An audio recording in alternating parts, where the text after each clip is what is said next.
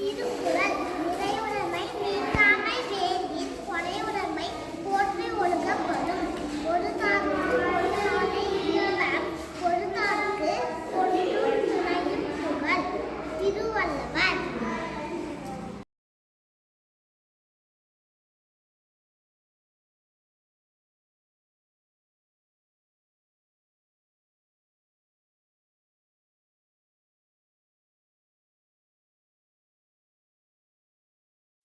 இன்னா நாற்பது செய்யுள்.